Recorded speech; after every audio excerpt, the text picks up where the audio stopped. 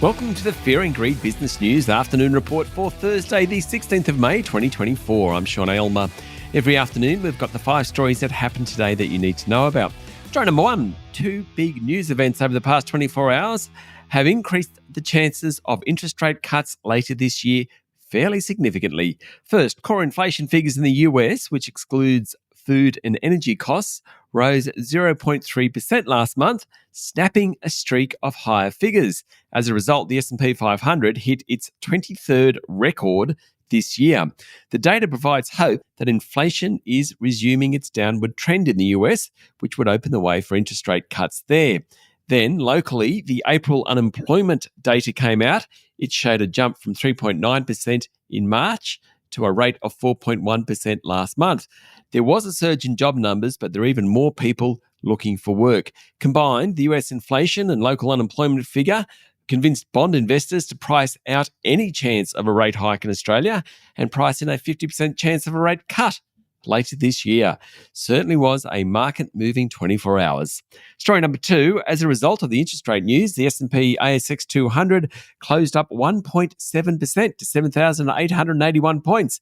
Interest rate-sensitive stocks rose most. Goodman Group was up 4.6% and WiseTech Global jumped 4.2%. In fact, the real estate and tech indices were up most today. But really, all the large caps were higher, with the exception of the 2 energy companies, Woodside and Santos.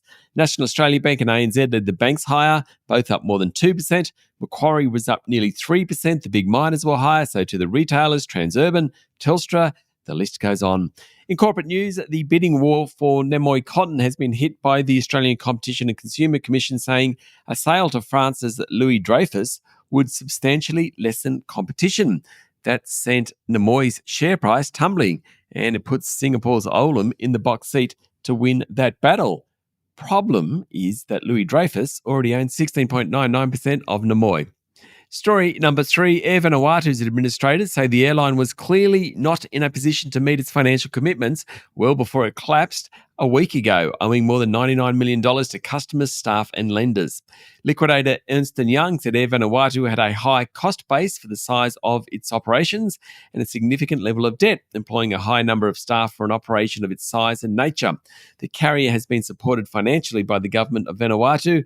Air Vanuatu flew to Brisbane, Sydney, Melbourne and Auckland, as well as Nadi in Fiji and Noumea in New Caledonia. It also operated a small domestic fleet. Story number 4, Incitec's share price hit a year high, even though the group lost money over the last 6 months. The group announced an interim loss of $148 million on the back of impairments from its fertilisers business this morning. Now, they were somewhat offset by the sale of its Waggaman ammonia manufacturing plant in the US. Investors focused on underlying gains of 18% at the company, also on talks to offload the fertiliser business. Incitec is in negotiations for the sale of the fertilisers business to an Indonesian group. And story number 5, France has declared a state of emergency in its Pacific territory of New Caledonia as it seeks to quell deadly riots sparked by a controversial electoral reform. 4 people, including 1 police officer, have died in unrest that has raged this week, despite the deployment of extra police and imposition of a curfew, according to the Financial Times. President Emmanuel Macron condemned the unacceptable violence and called for the resumption of talks to negotiate a political solution to the crisis. Declaring a state of emergency allows the government to restrict certain freedoms without judicial review, including banning protests, limiting travel and carrying out searches. That's it for the afternoon report for Thursday, the 16th of May, 2024. Don't forget to hit follow on the podcast and find Fear and Greed on LinkedIn, Instagram, X, TikTok and Facebook. Join Michael Thompson and I tomorrow morning for the Fast 5 by Fear and Greed. The top 5 business stories you need to know in just 5 minutes. I'm Sean Aylmer. Enjoy your evening.